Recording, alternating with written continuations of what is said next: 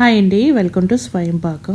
ఈరోజు మన ఛానల్లో చాలా స్పెషల్ అండి. బేకరీ స్టైల్లోని బిస్కాఫ్ ఎగ్లెస్ బిస్కాఫ్ చీజ్ కేక్ని ఎలా తయారు చేయాలో ఇంట్లోనే చాలా సింపుల్గా చూపిస్తానండి. ఓవెన్ అక్కర్లేదండి, సింపుల్ ఇంగ్రీడియంట్స్తోనే పర్ఫెక్ట్గా ఇంట్లో ఎలా తయారు చేసుకోవాలో చూపిస్తానండి. వీడియోని ఎక్కడ స్కిప్ చేయకుండా లాస్ట్ వరకు చూడండి. నేను ఈ బిస్కాఫ్ చీజ్ కోసం ఒక లోటస్ బిస్కాఫ్ ప్యాకెట్ అండి, 225 గ్రాములు ఉంటుంది. ఈ బిస్కెట్ ప్యాకెట్ తీసుకున్నాను. దీని ప్లేస్లో మీరు మిల్క్ బిస్కెట్స్ అయినా, డైజెషన్ బిస్కెట్స్ ఉంటాయి కదండి, అవైనా తీసుకోవచ్చండి. ఒక మిక్సీ జార్లోనూ ఒక 12 వరకు మిక్సీ జార్లోని 12 వరకు బిస్కెట్ ముక్కల్ని ఇలా వేసుకొని బరకగా మిక్సీ పట్టించుకోండి. పౌడర్కి చేయకండి. ఇలా మిక్సీ పట్టించుకున్నాక బిస్కెట్ని ఒక బౌల్లో వేసుకోండి. ఇలా బౌల్లో వేసుకున్నాక ఒక 2 టేబుల్ స్పూన్ల వరకు కరిగించిన బటర్ అండి, ఇది బటర్ని వేసుకొని ఒకసారి బాగా కలుపుకోండి. బటర్ అంతా ఈ బిస్కెట్ అంతా బాగా పట్టేటట్టు ఒకసారి బాగా కలుపుకోవాలి. మనం ఏ బౌల్లో అయితే చీజ్ కేక్ని చేసుకోవాలనుకుంటున్నామో ఆ బౌల్లోని ఇలా బటర్ కలిపి ఉంచుకునే బిస్కెట్ని ఇలా వేసుకొని ఒక లేయర్ లాగా ఈవెన్గా స్ప్రెడ్ చేసుకోవాలండి. ఇలా స్ప్రెడ్ చేసుకున్న బౌల్ని ఫ్రిడ్జ్లోని ఒక 10 నిమిషాలు పెట్టుకుంటే మనకు 10 నిమిషాలకి అంతా ఈ లేయర్ అంతా సెట్ అయిపోతుందండి. ఎక్కడ క్రాక్స్ గ్యాప్స్ లేకుండా ఈవెన్గా చక్కగా స్ప్రెడ్ చేసుకోండి.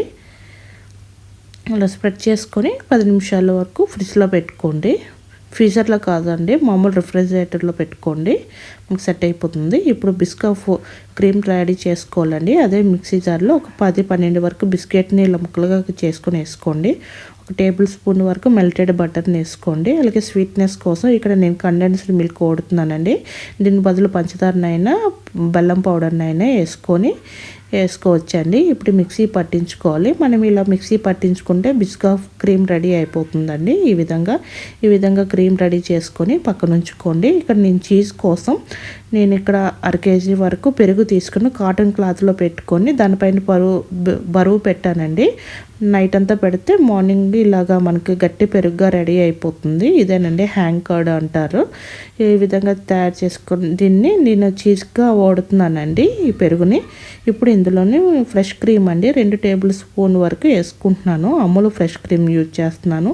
అలాగే స్వీట్నెస్ కోసం నేను ఇక్కడ 1 టేబుల్ స్పూన్ వరకు కండెన్స్ మిల్క్ వేసుకుంటున్నాను. అలాగే మనం మిక్సీ పట్టించుకున్న బిస్కాఫ్ క్రీమ్ని కూడా 1 టేబుల్ స్పూన్ వరకు వేసుకొని ఇవన్నీ బాగా కలిసేటట్టు చీజ్కి బాగా కలిసేటట్టు బాగా కలుపుకోవాలండి. ఈ విస్కర్తో కలుపుకుంటే బాగా కలుస్తాయండి. ఒక విషయం గుర్తుపెట్టుకోండి, మనం తీసుకునే హ్యాంగ్ కర్డ్ అనేది వాటర్ ఉండకూడదండి, ఒక చుక్క కూడా వాటర్ ఉండకూడదు. ఇలా గట్టిగా ఉండాలి. ఇలా గట్టిగా ఉంటేనే మన చీజ్ కేక్ అనేది బాగా వస్తుందండి. ఇలా బాగా కలుపుకొని ఈ క్రీమ్ అనేది పక్కన ఉంచుకోండి. ఇప్పుడు ఈ విధంగా రెడీ చేసుకున్న చీజ్ క్రీమ్ని మనం ఇందాక లేయర్గా బిస్కెట్గా రెడీ చేసుకున్నాం కదండి, అందుపైన వేసుకోవాలండి. దానిపైన వేసుకోవాలి, ఈవెన్గా స్ప్రెడ్ చేసుకోవాలి. ఈ స్పాచులర్తో ఈవెన్గా స్ప్రెడ్ చేసుకుంటే బాగా వస్తుందండి. మనం తయారు చేసుకున్న క్రీమ్ అంతా దానిపైన వేసుకొని ఈవెన్గా స్ప్రెడ్ చేసుకోండి. ఇలా క్రీమ్ అంతా వేసుకొని స్ప్రెడ్ చేసుకున్నాక ఇప్పుడు మనం బిస్కాఫ్ క్రీమ్ కూడా రెడీ చేసుకున్నాం కదా, దీనిపైన ఒక లేయర్గా వేసుకోండి ఎక్కడ గ్యాప్స్ లేకుండా.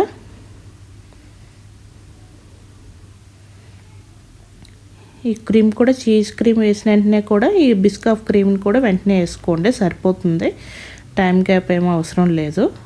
ఈ క్రీమ్ కూడా వేసుకొని ఈవెన్గా స్ప్రెడ్ చేసుకోవాలండి. ఎక్కడ గ్యాప్స్ చీజ్ క్రీమ్ ఎక్కడ బయటకు కనిపించకుండా ఇలా స్పాచులర్తో ఈవెన్గా స్ప్రెడ్ చేసుకుంటే బాగా వస్తుందండి. ఇప్పుడు దీనిపైన 2 బిస్కెట్స్ అండి ఇలా పెట్టుకుంటున్నాను. ఇప్పుడు ఈ బౌల్ అనేది ఫ్రీజర్లో కాకుండా రిఫ్రిజిరేటర్లోనే ఒక 4 గంటలండి పెట్టుకుంటే మన చీజ్ కేక్ అనేది సెట్ అయిపోతుందండి. నేను 4 గంటల తర్వాత చూపిస్తున్నాను. ఇదిగోండి 4 అవర్స్ తర్వాత ఈ విధంగా ఉందండి. ఇప్పుడు నేను దీన్ని 2 ఈక్వల్ పార్ట్స్ కిందన ఇలా కట్ చేసుకొని ఎడ్జెస్ అన్ని చాక్తోని ఇలా రిమూవ్ చేసుకుంటున్నానండి. ఇలా రిమూవ్ చేసుకోవడం వల్ల ఈజీగా చీజ్ కేక్ అనేది డీమోల్డ్ అవుతుంది. ఇలా రిమూవ్ చేసుకుని ప్యాచులర్తోని ఒక ప్లేట్లో తీసుకుంటున్నానండి. ఇదిగోండి చాలా బాగా రిమూవ్ అయిపోయి వచ్చేసింది చీజ్ కేక్ అనేది. మీకు ఈ విధంగా ట్రై చేయండి. ట్రై చేసి ఎలా వచ్చిందో నా కామెంట్ సెక్షన్లో చెప్పండి. మీకు కనుక ఈ రెసిపీ నచ్చినట్టయితే లైక్ చేయండి, షేర్ చేయండి, నా ఛానల్ సబ్స్క్రైబ్ చేసుకోండి. Thank you for watching.